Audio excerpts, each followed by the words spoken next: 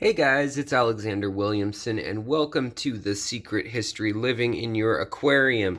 Today we're going to talk about something a little bit different, which is going to be vivariums, ripariums, terrariums, any kind of ariums you can imagine. So here, I want to introduce to you a new way of thinking about your aquatic buddies and friends, as well as your botanical interests and the beautiful things that you may have already in your aquascape that are fully submerged. So this here is just simply a bowl. It could be filled with peanuts or whatever, something for a get-together, and it's been transformed for the last 2 years into a immersed garden, as well as a neocaridina and caridina shrimp housing enclosure. So in here you can see quite a few different plants actually, and what I like about these little setups is, one, you can set them up and tear them down very quickly. You can set them up two ways, really, in particular. In my mind, I split it up into two categories, and that's long-term and short-term. And when you're thinking long-term, you're going to leave things like stone in here or wood, and you're going to allow the moss and other elements, maybe it's like a riccia or physidens, floating plants, things like that. You're going to allow them to colonize the space, and you're going to leave a lot of negative space for them. So it's a game of patience, and it's almost like a bonsai setup. So in this case, I have hygrophila growing in the center, and they can grow 5-6 feet tall, as you may have seen in past videos. But then I also have willow moss and fire moss and java moss all growing throughout this little enclosure. And I have Rotala macronda super reds here that are just starting to grow up out of the water, and you can see that beautiful red. Now, obviously, there's no CO2 or high-tech anything going on here. And to be honest with you, I haven't fed these shrimp in over a year. So they're living off of any of the little biofilms and algae and little microscopic goods that were carried in here when I set this up using existing water from another aquarium. So this is kind of a special little world in that it's like a little inoculation or seedling from your other worlds, your other aquariums and ecosystems. And here you can actually see what I think is a little bit unsightly, but it's just part of watching the magical process of these tanks and these setups unfold. So you can see that there's a whole layer here of decaying, or it's already kind of broken down into just cellulose, hollow cellulose cells. But in here, we've got a whole layer of just past plants and moss that has kind of burned out. It didn't have the nutrients it needed, and it burned out. And alongside that, though, we have shoots of new plants. I constantly the first year was adding new plants. So right here we have that same hygrophila that's a variegated pink variety that's growing out of the water, growing underwater. And so you can get the best of both worlds here. You can really see, when we turn this, you can really see here how different sometimes the various elements can turn out within one enclosure. You can see the moss growing in patterns that are natural and very different from the way if you just glued it to a stick or glued it to a stone in your normal aquarium to be aquascaping. Now, I think it is important to try to start with water from one of your other aquariums. You can use fresh water if you like, especially if this is all new to you. But I like to use both plants and water from my other aquariums because, one, they're full of an ecosystem that will come into the new aquarium, the new riparium, terrarium, vivarium, whatever it may be. You can look the words up. The differences usually have to do with if there's land, water, and then humidity or an enclosure. And also another one to look up would be Wabikusa, Wabikusa,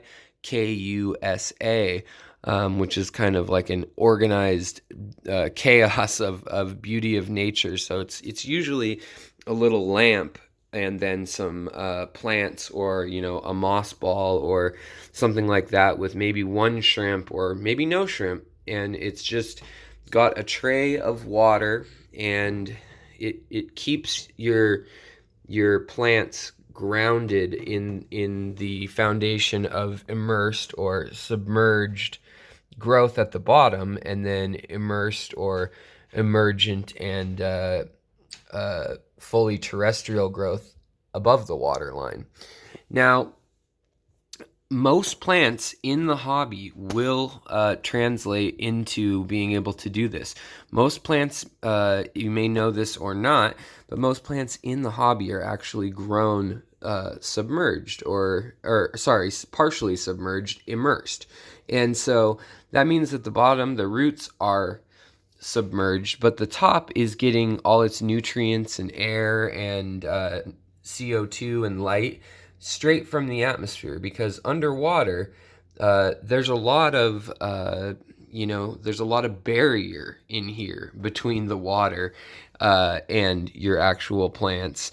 Every inch of water, it definitely refracts the light, and then the CO2 is all the harder to exchange as your plants breathe in and out the CO2 and air, oxygen.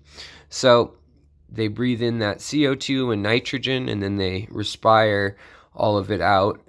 But in the day, they're respiring the oxygen out into the air. So just things to keep in mind when you're setting up. First, I would think of the size of container you have. You don't want to put any critters in a container that's far too small. Another thing is, do you want to have a power head or a little pump going somewhere? You can get away with that in something this size, but probably you'd want something a little bit bigger. This holds about 1.5 gallons or 2 gallons, 1.5 gallons with the stones in it right now. But that will allow you to oxygenate the water a little bit more and to stir things up so it doesn't become just a mud puddle, so to speak. The other thing you're going to want to do, in my opinion, is get an aquasoil.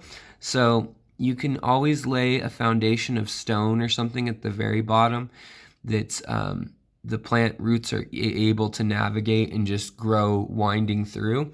But then above that, you're going to want either Eco Complete, or my favorite is ADA, that's Aqua Design Amano from Japan, aquasoil named Amazonia.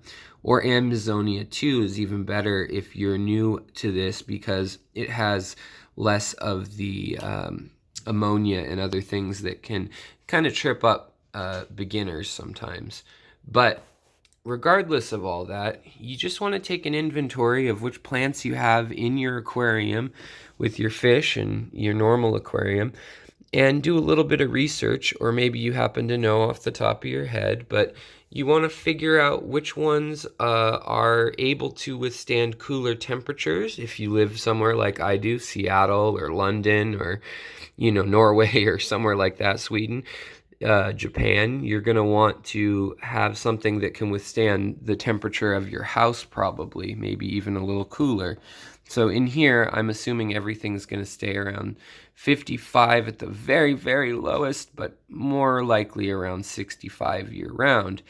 So that's not a tropical setting, and certain things like cryptocrines and, some of the more delicate plants are not always the best choice, in that they need the humidity and the temperature to not melt and kind of lose their form. But things like rotalas, kabambas, bacopas, mosses, all sorts of hygrophila, ludwigias, they're all great choices for this, and a lot of them are found even in the United States, where it gets all the way to freezing in the winter. So that's a big help, is to know where these things come from and the extremes that they can put up with. And then remember that we're not putting them through those extremes. But in my opinion, this is a really great way to get to know your plants in your aquarium and how to take care of them in the submerged world of your aquarium by just knowing how they flower, how they grow, what points they grow at. When they're out of the water, what color differences are there? When they're near the top of the water, right before they crest, what does that look like? And what cycles do they have as far as flowering and things like that?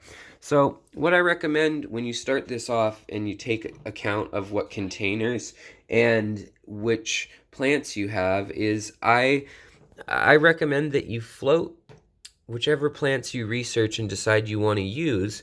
You float them so they start getting little, they send out little feeling root stems, little runners, and let them float in either a shallow dish of water. You can do that kind of like I've done over here with the moss and the bamboo, or with the algae and moss here. Or you can float them right in your aquarium. And then you're going to want your cleanup crew, which will be snails or shrimp. You don't need animals in your enclosure, but I think if we're using an ecosystem and you've got at least a gallon of water, it's good to do that. I think it keeps it balanced and, breaks down the old plants and things slowly and completes the cycle, refertilizes the entire thing. So we're going to hop downstairs in a minute here, and I'm going to show you what I'm working on next, but I just wanted to show you some of the subtle possibilities of what this looks like, in the morning sun, in the kitchen where I can get breakfast ready and get a cup of coffee or whatever. It's just a really pleasant thing to see. So let's hop downstairs. I'll show you some more choices we have when prepping for this, and then we'll hop in the next series of videos into creating one of these, and we'll talk about a lot more detail. You can refer back to my stylized videos, such as my videos on rule of thirds and the golden ratio, Iwagumi aquascape versus Dutch aquascaping, and all sorts of things. And all those underwater planting styles will feed right back into this above ground planting style perfectly. So let's go downstairs and take a look at what we're working with from the aquariums and how I took little things from the aquarium and brought them up here and transformed them into this. I'll see you in a second.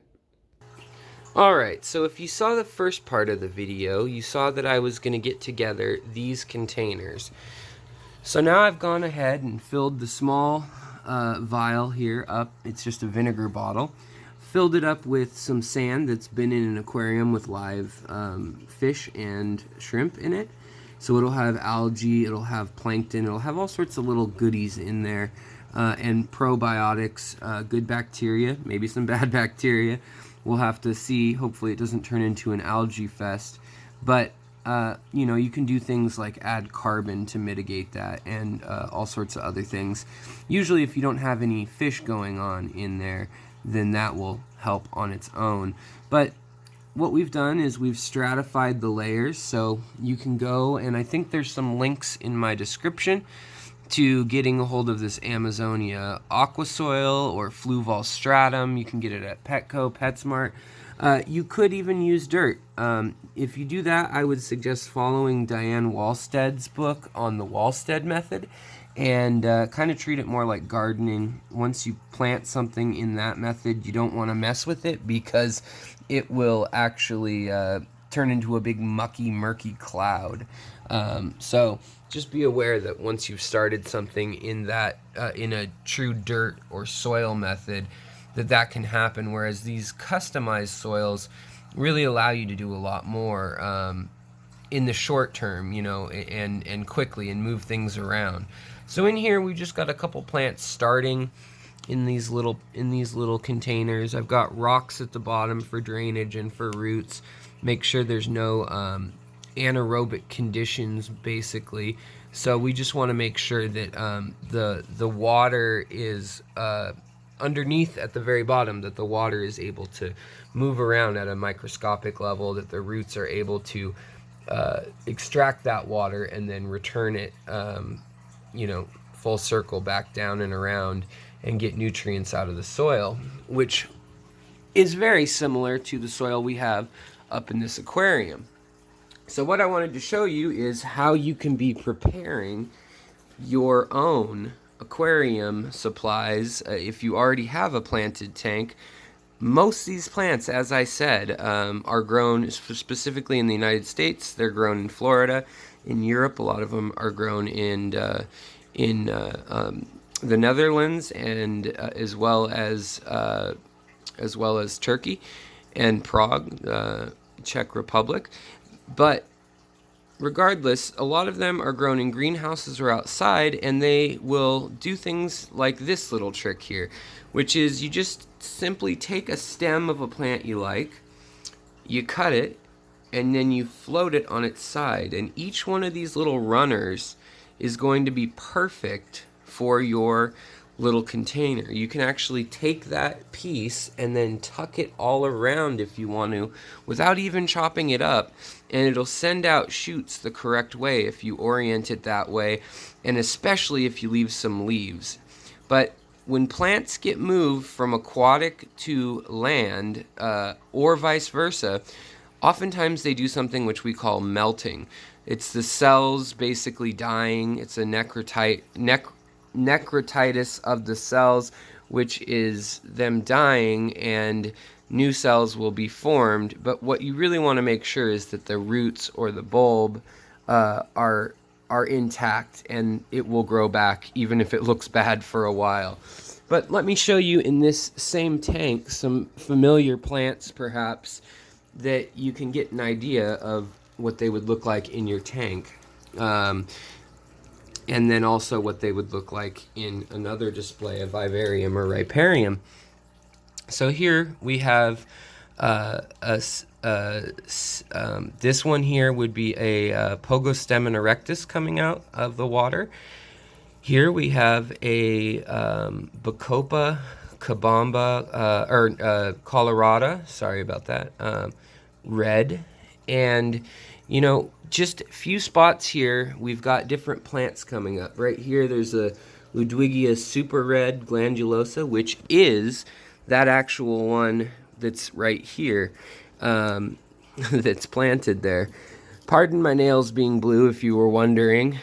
One, it'll draw attention to what I'm pointing at, but two, my wife and I are a little bored 2 months into lockdown here with everything going on. But that's why it's a great time to do a project like this.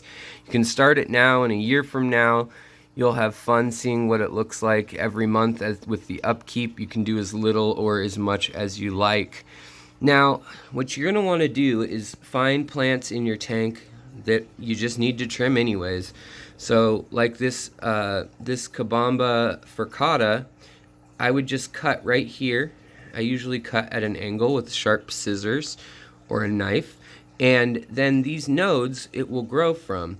Now, when it comes out of the water, this one happens to have a beautiful yellow or purple flower, sometimes like a cornflower, bluish purple, lavender color, and sometimes a yellow. I don't know why. Sometimes it's different colors from the same plant. I've seen that happen. And a lot of times when you see these colors, it's from being near the top of the water. It's from getting a little bit of CO2, although the CO2's been off in here. We've got Ludwigia arculata. We've got Ludwigia exlacustris. A lot of rotalas in here. And in here you can see that it's getting a lot of light. It's got a Fluval 3.0. And as I said, it has the aquasoil, and it's Fluval stratum mixed with the ADA Amazonia, and it gets some natural light from here. But if we come over to this tank has absolutely no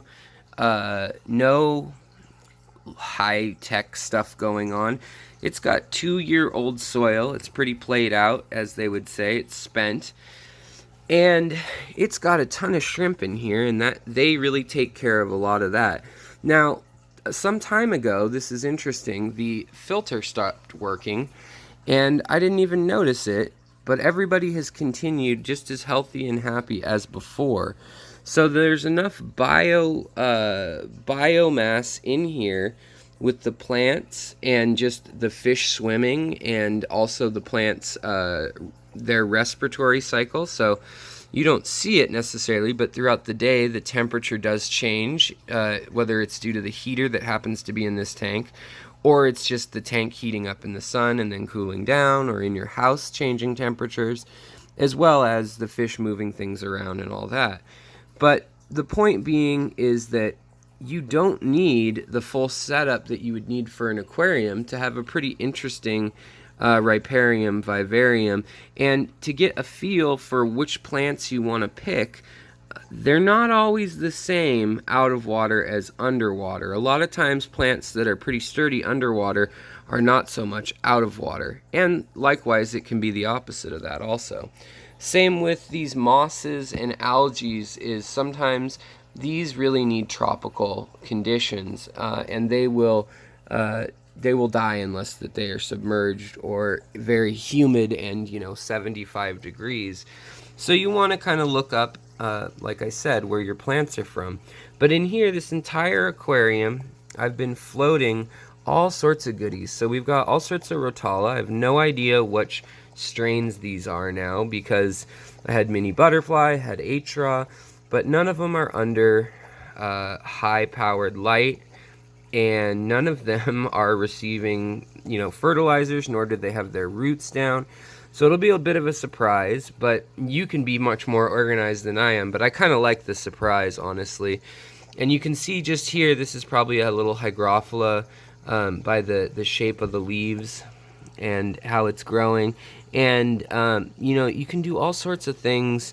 And what I would recommend is starting with plants that grow underwater on their own. You plant those underwater and have a container with a good 4 to 6 inches of water above the soil line, so you can just get that normal growth. And then as they grow towards the top, encourage them to just keep growing. Most of them will do so. And you can even add sticks and things and add air plants later. But what I like to do is start with them growing underwater so that their roots don't need to be transformed into the same style that would be a dry root. But what you can do if you really need to, pretend this little fish container is one of the containers you'd be using, you could just let it evaporate down until you're just watering the soil to keep it damp. Now, the other thing is the shape of the container will help a lot with things like the humidity. So this one, I'm not going to have to worry about the humidity quite as much because of the curved globe shape to it. Whereas a jar, I would definitely have to worry about that somewhat. So that's what I wanted to cover today, is some of those things and some of the plants we could use. You could use plants like cryptocrines, Anubias, all sorts of things. We have lots of stuff growing over in the dark over here, so to speak. And, petite Nana Anubias, as well as other mosses and things. We've got another Bacopa here. And we can just play with it and see what grows, see what does well, what doesn't. And that's half the fun, is learning that. And I want to suggest that you guys don't start with plants that already have a bunch of, algae or moss on them, unless that's the look you want.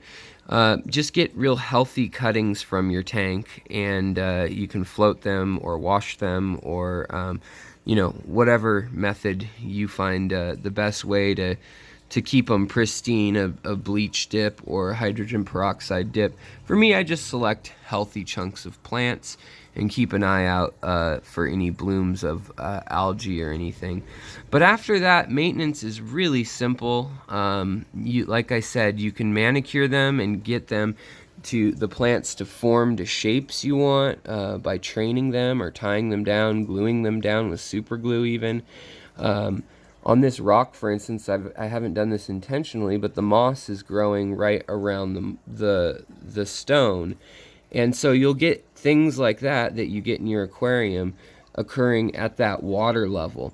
And since almost, well, I won't say all, but a good selection of our plants, for instance, this Taiwan lily would not do so well out of the water. It has a form that's kind of out of the water or at the edge of a muddy area. But some of the things like aponegitans and other plants like that, lilies and bulb plants, are not suited for being outside of the water completely.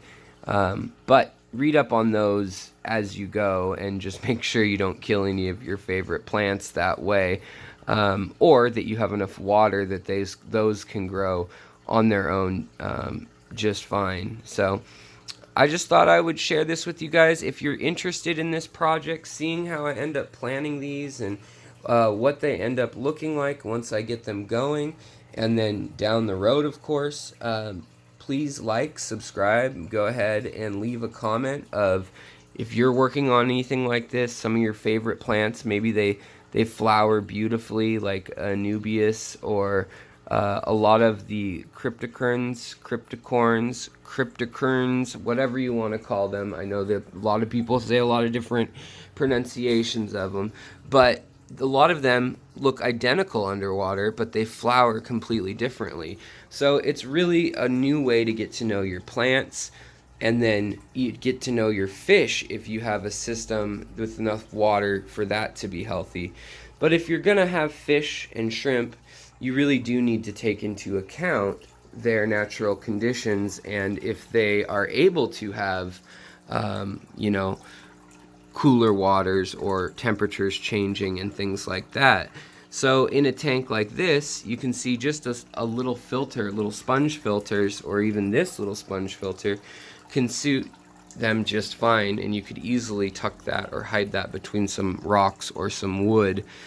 All right, guys, well, take care of each other. Let me know what critters you think you'd put in a super nano vivarium, riparium, aquarium, arium, condominiarium.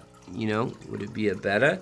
A lot of times what I do is I put shrimp or fish that are still growing in there, and then, that way I'll move them shortly after, but they have the little place to their self and they don't have to be stressed while they're young and in there, or a group of fry for a month or two. And it's just interesting up in the living room or things like that. But with that, you just want to make sure that the temperatures don't get too high or too low on you. And like I said, you can use just gravel and things, but that's when you're going to either need fertilizers or you're going to need fish of some sort to reintroduce nitrogen and carbon back into the loop of your system, rather than getting it from the substrate. So you can grow things like crypts and even rotalas out of the gravel, but these are growing due to fish detritus. And up here you can see I'm actually floating some Cabamba colorata also, and getting that ready. And so is this plant right here. This is about to crest. Ludwigia is about ready to crest the top. Up here we've got Valsinaria, as well as other floating plants. And then of course we've got marmo moss balls that I have allowed to colonize other structures here. And this is my batis and shrimp. Well, and there's obviously a bunch of guppies in here, but the batis, as well as other small fish, are great choices. Carolina sunfish, pygmy sunfish, things like that are great choices. Killifish, for these small enclosures where they don't need a lot of space necessarily, and they don't actually want it. They may keep to themselves. But interesting things start to happen, and I hope you're pleasantly surprised as you try this out and you see your Kabamba, or your Bacopa colorata turning red out of the water. Maybe you didn't have a CO2 setup, and this is a way to see. Oh, and we got a little shrimp friend that was probably trying to visit my fingernail. Thought it was a hot date, I guess.